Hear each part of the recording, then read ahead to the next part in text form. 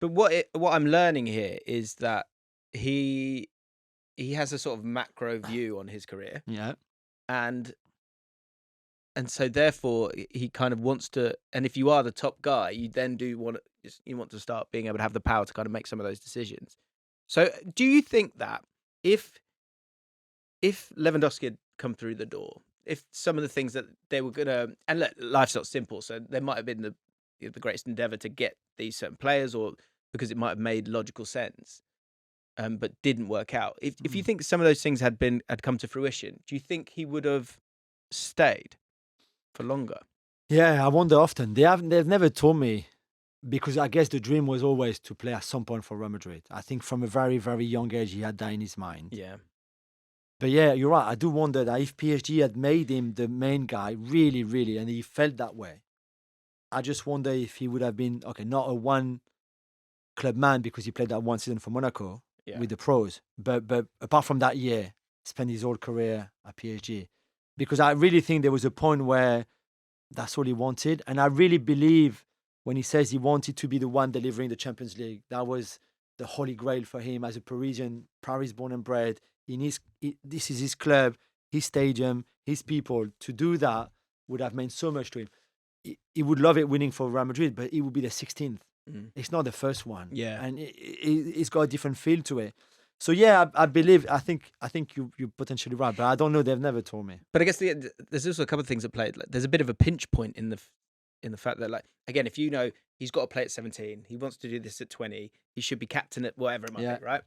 Once you get to 25, okay, it's like when we think peak years, and it sounds like they would have sort of mapped this out and thought about this. Yeah. Once you arrive at those peak years, that is the time.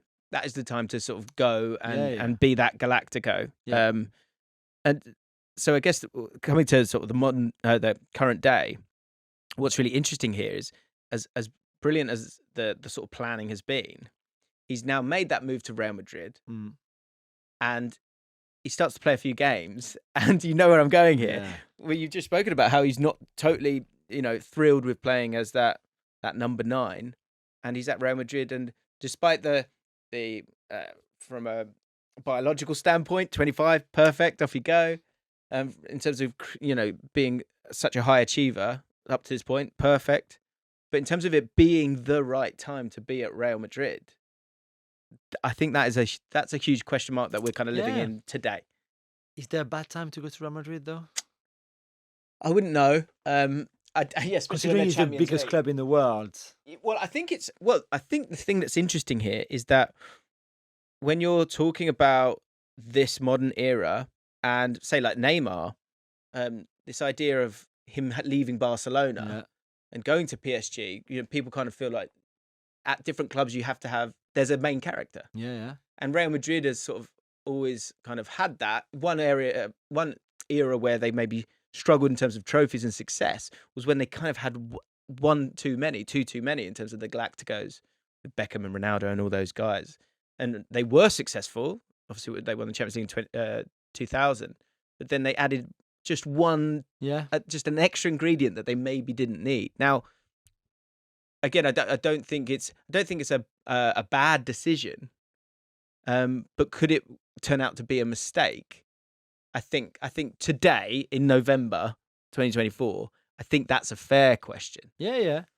I think it's a bit early because as excited as I think a lot of people got for him to join the greatest club ever or whatever, the team that won the league and the Champions League last season, there was also for everybody, I think, the realization that it would take a bit of time still for him to adapt and to do well. It's not just you've got a great team, you pick another great player, you put it in the middle, and then suddenly you just do this and it's going to work out. Yeah. So I still think this is a bit early, even to put judgment into this Real Madrid Mbappe team and everything.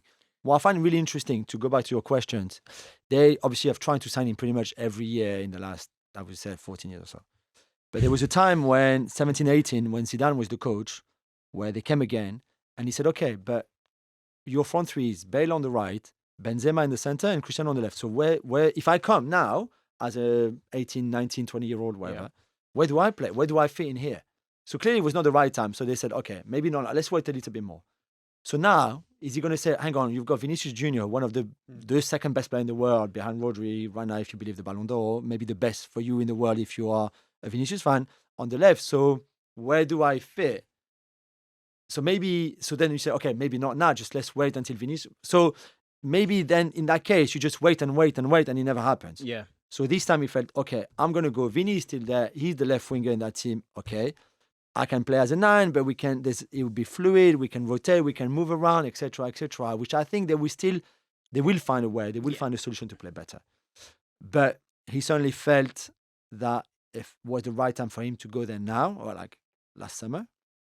And so far, they never really got their decisions wrong. So, well, I think the thing to remember is that you can't control everything. Yeah, that's true. And true. especially when you go to Real Madrid, that there might be a moment where, again, if you touch on Jude Bellingham's character, I don't think he'll give a fuck if he has to go to Kylian Mbappe and go, I don't care what you've done. This isn't PSG. You don't run this town.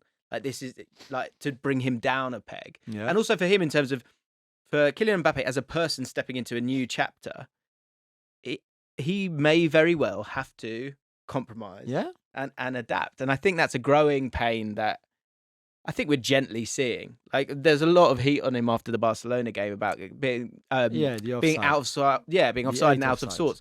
But some of those finishes were absolutely lovely. And I think just quickly on those 8 offside, it's a lot. 8 is a lot. It's the joint record. Okay, some of them it's his fault. He didn't bend his run enough. Left a little bit early because maybe he could see the space, but there's also some of them where had the quality of the pass. Yeah.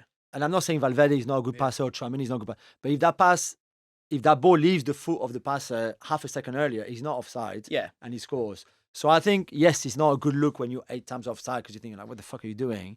But on the other hand, I don't think it was just on him. Basically. Yeah, but also I think to spiral that to this is never going to work. Yeah. I think what's interesting here is that I think he's going to have to adapt somewhat. Yeah, and I think he's probably that, quite happy to, he's happy to do that. But because he's Kylian Mbappe and it's Real Madrid, it's an easy thing to throw that they all kind of hate each other. Yeah. Although, I mean, there were some clips where it's kind of, they're both going, pass it to me, pass it to me. So there's definitely some kind of There's that clip as well from Bellingham at half-time, going down the stairs at the Bernabeu. Have you seen this one?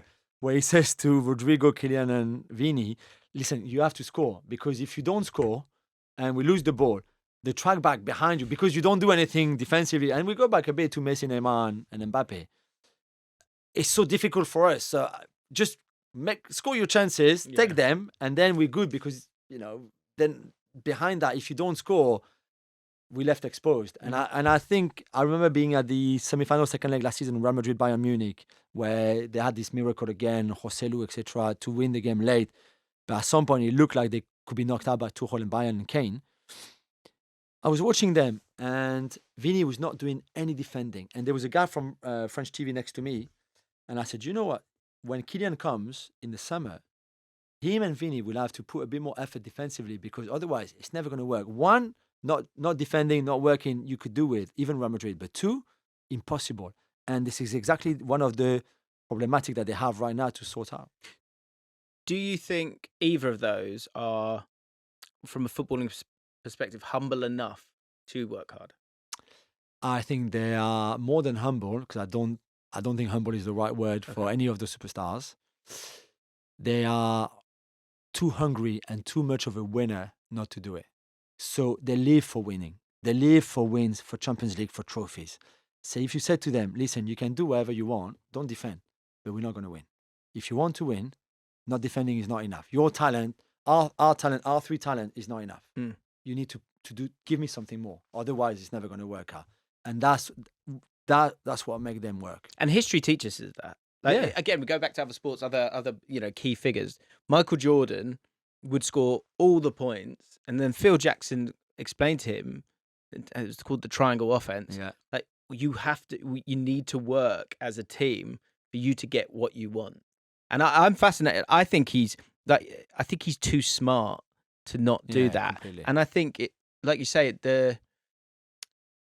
this version of the Galacticos very young still, Mm. very hungry, and they want to leave. This is another thing I think is so much more in focus now than it was before.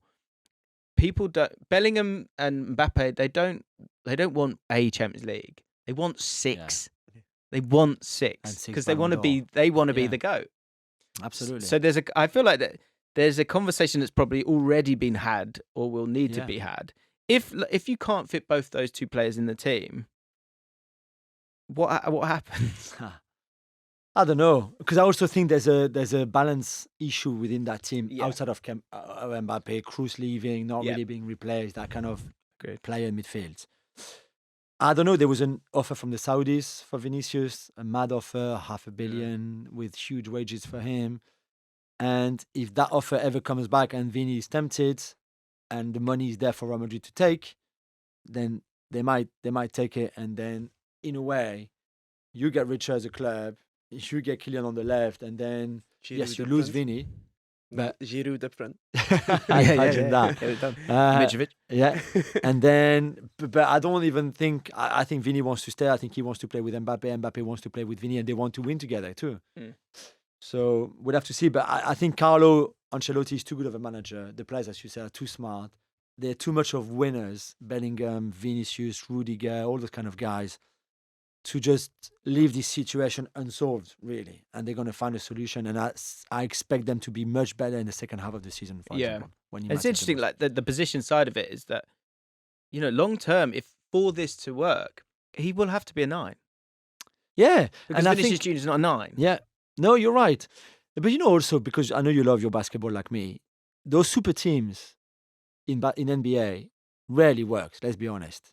You know, when you add just 3 superstars in there that not really complement each other that well, not really. And I know it's 3 out of 5 starters, so it's different than having 2 superstars in 11 players on the football pitch. Yeah. But the idea is quite similar. When we go back to Messi, Mbappe, and Neymar, as great as this looks on paper, it just doesn't add up. Yeah. And I think even in basketball, you see it. It's not just because you're going to put, I don't know, like in recent history. Now I'm short of thinking, but do you know what I get? You need a Dennis Rodman, don't you? You need you need those the other guys who do the dirty work, and you can't just have superstars all the time. And the first Galactico era at Real Madrid also failed for that reason, because it's not because you got Figo and Beckham and Zidane and Ronaldo and Raúl that this is going to win you trophies. At some point, Makelele on his own behind can't just do everything, So and you sold him as well. Yeah. I think that's it. I'm intrigued to see. At some point, inevitably, it will sort of pull into focus. It's just who will be lost to achieve that. Yeah. I think that's an interesting one. Or what do you need to add to make it work a bit better? Yeah. Because you might need another 6, for example, or certainly in defense now because they're short with all the injuries, but maybe a right side player to make that balance a bit better than having Rodrigo on the right hand side, for example. There's something to find somewhere. I was going to ask that. Is there not a world where Mbappe can play on the right? Because in the World Cup, he was excellent there. In his first PSG team with Cavani as a 9 and Neymar on the left, he plays on the right hand side. So you can do that. So then maybe sign a 9, like Giroud was the joke. But if you find somebody like that and have Vini and Kylian on each side, and maybe even them swapping at times, and you can always rotate a little bit, that could work maybe. That's fascinating. I think it will. I do. It's not about talent, this one, isn't it? I think it's about those other elements. And I think what's really interesting, I always think group dynamics are so interesting. Yeah, and absolutely. And so with Vinicius Junior, who's probably always been the guy and always been the best, there's a moment where they all meet. Yeah. And so then you've almost got to stick them in a room and go, can you get it done? But it's like on the famous football video game that we all play or our kids play, right? You need chemistry. When you build your team of 11, you need chemistry right between them. Otherwise, you have great players, but if they don't play in the same league or the same country, etc., blah, blah, blah, I don't know exactly how it works because my kids play. But when they show me their team and I go like, okay, he said, but the chemistry dad is 99 or whatever. I said, I get you. But it's true in real life as well. Totally. Yeah, you can chuck money and talent, of course you can, and talent is always the best asset to have, I guess. But they need to work with each other in a way.